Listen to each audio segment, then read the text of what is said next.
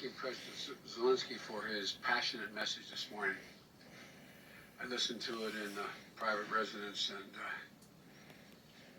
he was convincing and significant speech. He speaks for a people who have shown remarkable courage and strength in the face of brutal aggression. Courage and strength that's inspired not only the Ukrainians, but the entire world. Putin is inflicting appalling devastation and horror on Ukraine, bombing apartment buildings, maternity wards, hospitals. I mean, it's god awful. I was speaking about this with our commander behind me here, General Milley. I mean, it just is amazing.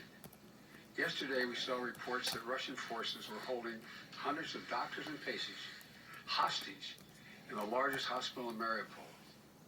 These are atrocities. They're an outrage to the world. And the world is united in our support for Ukraine and our determination to make Putin pay a very heavy price.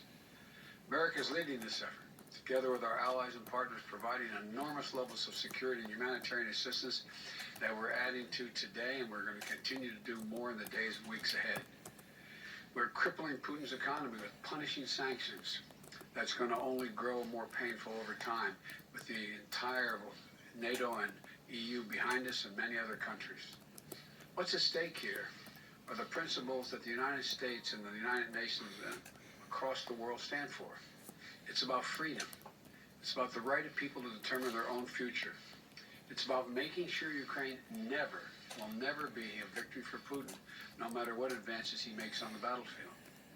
The American people are answering President Zelensky's call for more help, more weapons for Ukraine to defend itself, more tools to fight Russian aggression. And that's what we're doing. In fact, we started our assistance to Ukraine before this war began, as they started to do exercises along the Ukrainian border, the Russians, starting in March of last year. We took the threat of Putin invading very seriously, and we acted on it. We sent Ukraine more security assistance last year, $650 million in weapons, including anti-air and anti-armor equipment, before the invasion, more than we had ever provided before. So when the invasion began, they already had in their hands the kinds of weapons they needed to counter Russian advances. And once the war started, we immediately rushed $350 million in additional aid to further address their needs.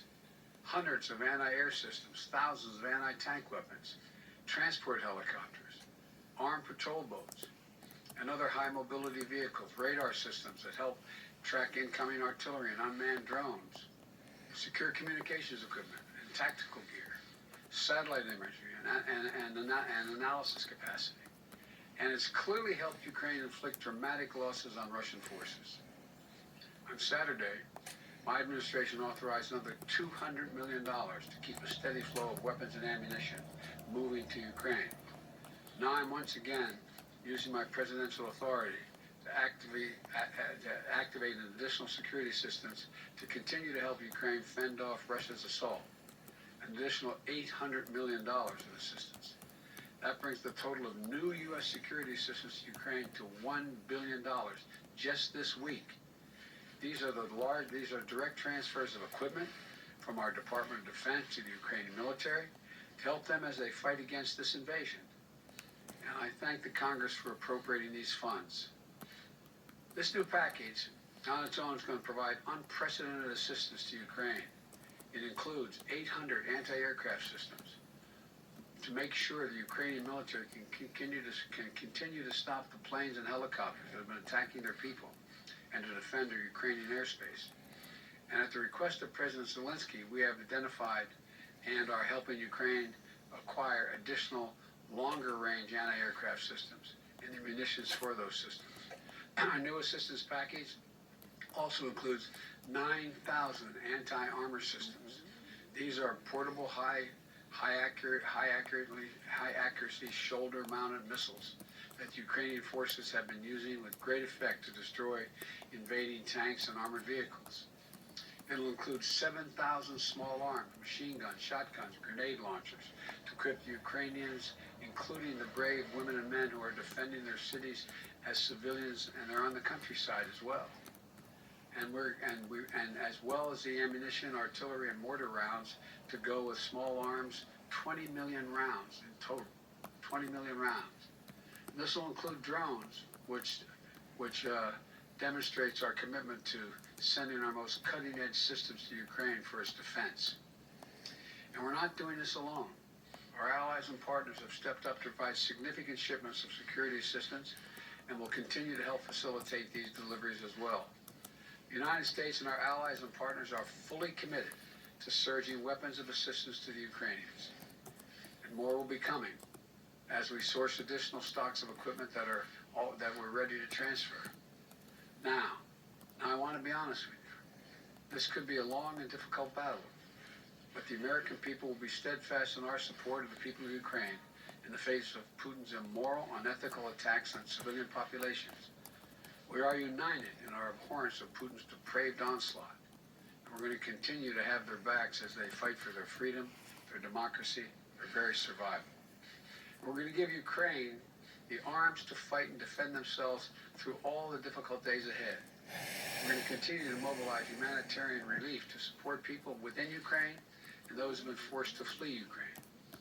In just the past few weeks, we provided $300 million of humanitarian assistance to the people in Ukraine and in neighboring countries. Tens of thousands of tons of food, water, medicine, and other basic supplies to support the people in need. Our experts on the ground in Poland and Moldova and other neighboring countries are there to make real-time assessments of the rapidly evolving crisis to get urgently needed humanitarian supplies to the people in need when they need it. And we will support Ukraine's economy with direct financial assistance as well. And together with our allies and partners, we will keep up the pressure on Putin's crumbling economy, isolating him on the global stage. That's our goal. Make Putin pay the price, weaken his position, while strengthening the hand of the Ukrainians on the battlefield and at the negotiating table. Together with our allies and partners, we're going to stay the course.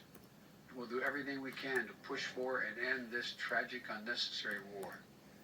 This is a struggle that pits the appetites of an autocrat against humankind's desire to be free. And let there be no doubt, no uncertainty, no question. America stands with the forces of freedom. We always have, and we always will.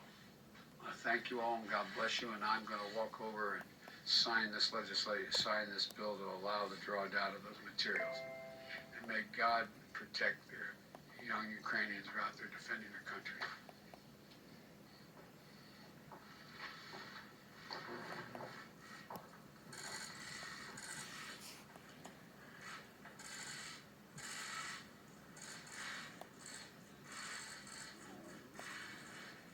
What I'm signing here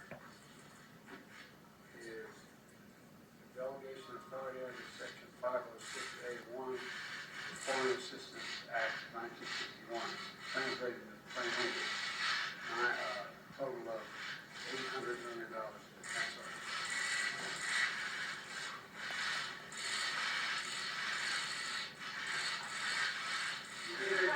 Mr. President, what will it take for you to send the Polish base that President Zelensky is asking for? I'm not going to comment on that right now. I'm not going to comment on any other than what I told you. Thank you. Mr. President, quickly, you did just say that Putin is going after maternity wards. You just listened to President Biden announcing that and then signing $800 million of additional security equipment and